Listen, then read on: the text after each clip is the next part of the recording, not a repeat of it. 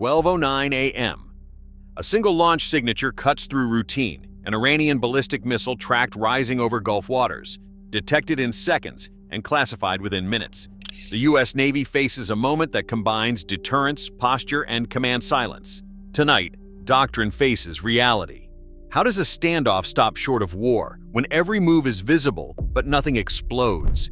The answer begins as the alarm sounds.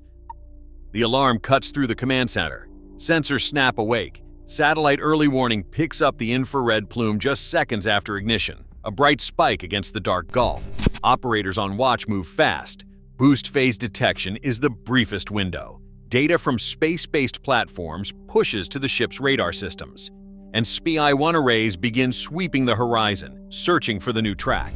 Within 30 seconds, the radar locks onto the accelerating signature. On the displays, a sharp rising line marks the missile's path, bearing, range, speed, all updating in real time. The missile's heat bloom, typical of solid fuel boosters, confirms the type and origin. Operators know this pattern: a rapid climb, velocity building, angle of ascent matching known Iranian short to medium range ballistic profiles. Every second matters. The timeline from satellite cue to radar lock is measured in heartbeats. Console lights shift from green to amber. Data feeds to the Combat Information Center for classification. No voice breaks the tension. The system's precision leaves little doubt. This is a live launch, not a drill. The missile is outbound, its trajectory arcing over water, impact point uncertain. The ship's radar continues to track, updating bearing and time to impact with each sweep. In these opening moments, the discipline of detection is everything. The clock is running. The next decision will depend on these first silent seconds. Gulf region, 12:09 a.m. local time.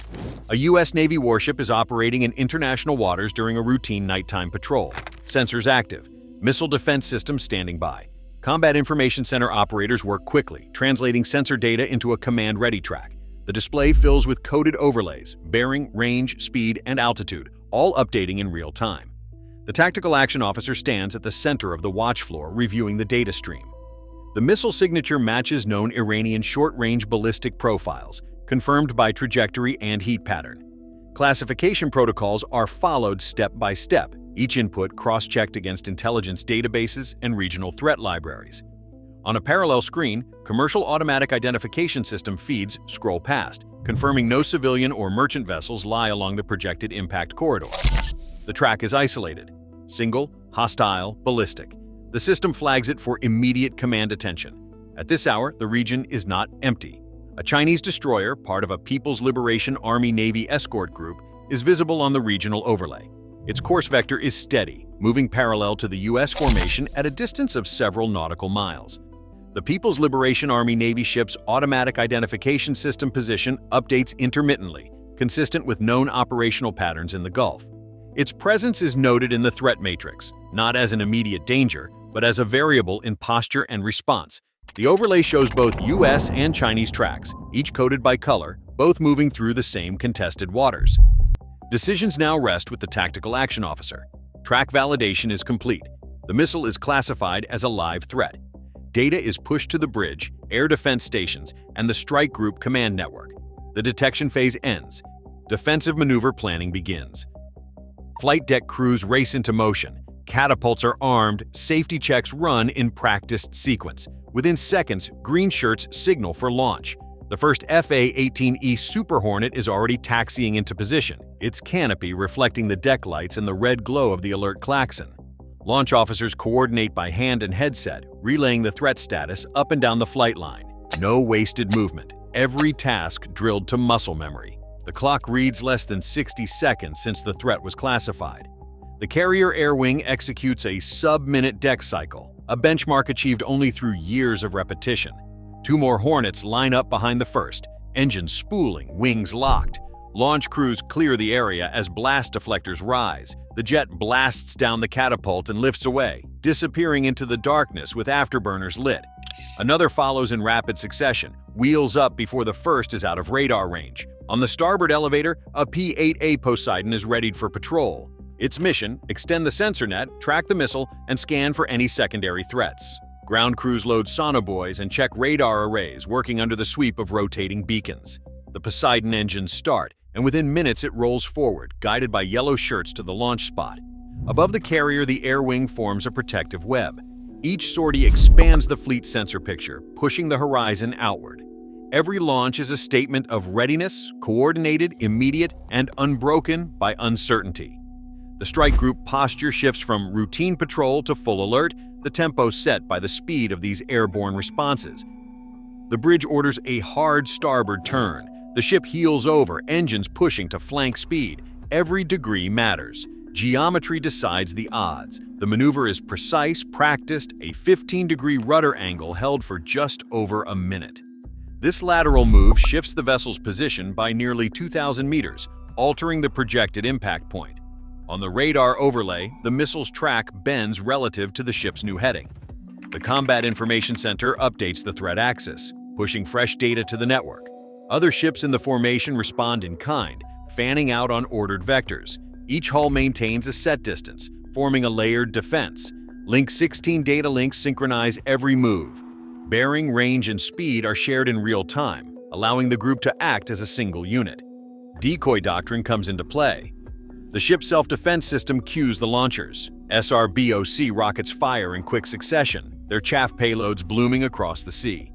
Nulka decoys deploy next, rising above the water to mimic the ship's radar signature. The spread is deliberate, a wall of false targets designed to confuse the missile's seeker in its terminal phase. This geometry forces the missile to recalibrate, buying precious seconds. The doctrine is clear: maneuver first, then deploy decoy measures, always in concert with the group. The actions of USS Mason in 2016 set the precedent. During multiple inbound missile attacks off Yemen, Mason executed hard starboard turns, launched decoys, and coordinated with escorts over data links. No shots were fired in anger that night, but the layered defense held. The lesson endures. Posture and discipline deter more than firepower. Tonight, the same doctrine shapes every movement on the Gulf. Electronic warfare teams shift the ship's posture in seconds. At the console, the electronic warfare operator keys in broadband jamming protocols, activating the SLQ-32 suite across the spectrum. The system emits a dense wall of interference, targeting likely guidance bands used by regional ballistic missiles, S-band, X-band, and Ku-band frequencies. On the displays, spectral graphs spike as outgoing energy saturates the airwaves. The bridge receives a silent update. Emission control status now restricts non-essential transmissions, isolating the ship from outside chatter. This deliberate radio silence, enforced fleet-wide, denies adversaries any electronic signature to exploit.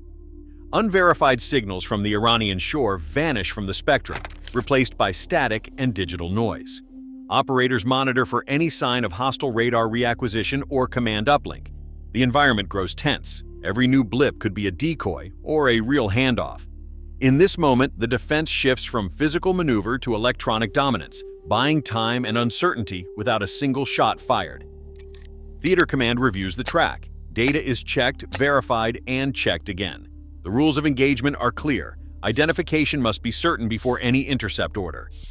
Operators recall the lessons of the Gulf, most sharply the loss of Iran Air 655 in 1988 when a misread radar return led to tragedy.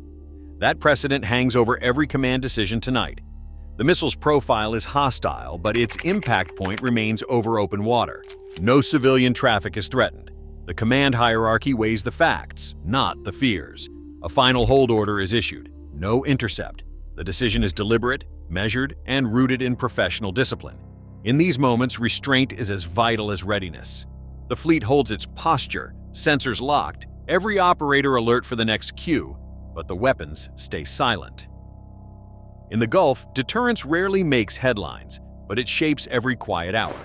Today, missile launches and electronic standoffs remain routine risks, managed by discipline, not escalation. As technology evolves, so does the margin for miscalculation. Tomorrow's calm may hinge on tonight's restraint. Share your perspective below.